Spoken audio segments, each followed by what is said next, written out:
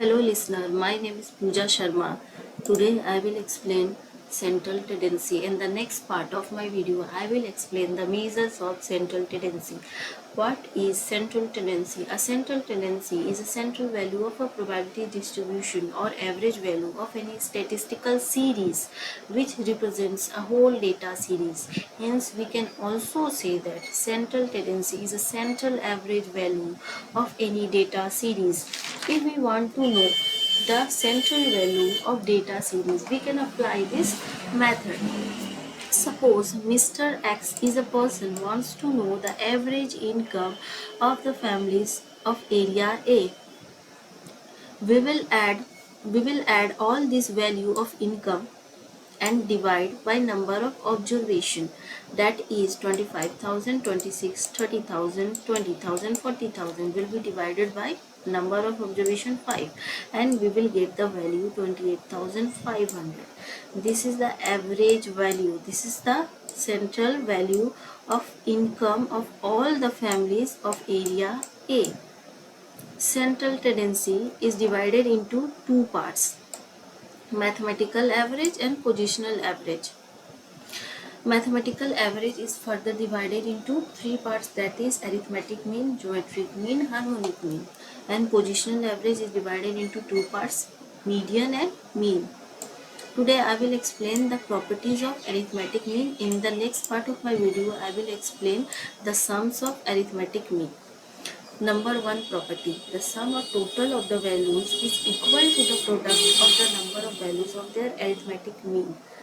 This property I will explain with an example, and this is the formula: n x bar is equal to sigma x, or x sigma x divided by x is equal to x bar.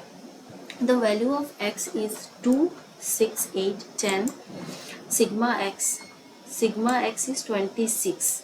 We will add up all this value, and n is 4. Number of observations, x bar is equal to 26 divided by 4, that is 6.5. Now we will put this formula here, that is n x bar is equal to sigma x. N is 4 divided into 6.5 is equal to 26, that is 26 is equal to 26. Hence number one property is proved. Number two, the algebraic sum of deviation of the values of their arithmetic mean is 0. The algebraic sum of the deviation. So we will prove this property with an example. This is the value of x, 2, 5, 8, 11, 14. X bar is equal to, we will add up all this value divided by number of observation, that is 5. We will get the value 8. The algebraic sum of deviation from arithmetic mean. This is the formula: sigma x1 minus x bar. X1 is the value of this one, 2, 5, 8, 11, 14, minus x bar is 8. We will minus the value of 8 from x, that is 2 minus 8, 5 minus 8, 8 minus 8, 11 minus 8, 14 minus 8. We will get the value 0. Hence number 2 property is proved. The sum of square deviation of the value is minimum or less than equal to deviation taken from arithmetic mean. This is the sum of square deviation formula, and this is the formula of deviation taken from arithmetic mean. Here is an example. X, the value of x is 2, 4, 6, 8. X minus x bar.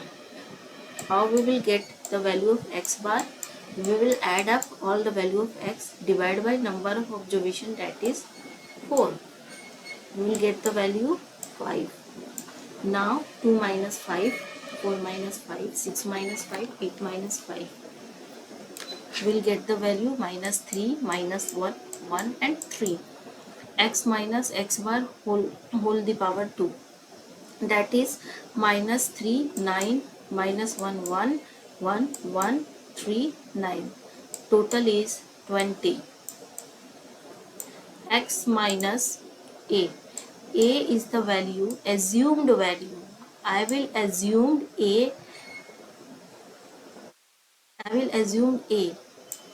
A is the value of 8. 2 minus 8, 4 minus 8, 6 minus 8, 8 minus 8. X minus a whole to the power 2, 36, 16, 4, 0. We will get the total 56. X minus whole to the power whole square is 20, which is less than equal to 56. Hence, third property is proved. Here is an alternative way we can prove this property. The alternative way is sigma upon n I is equal to 1. We will assume I as 1. X1 minus a. A is the assumed value, whole to the power 2 is minimum. When it will be minimum? When a is equal to x bar. Now x1 minus a is equal to x1 minus x bar plus x bar minus a. This is a and this is b. X1 minus a whole to the power 2 is equal to sigma upon n. 1 I is equal to 1. This is a and this is b whole to the power. We will use the formula of a plus b square. This is a. We will put here a square plus b square plus 2ab.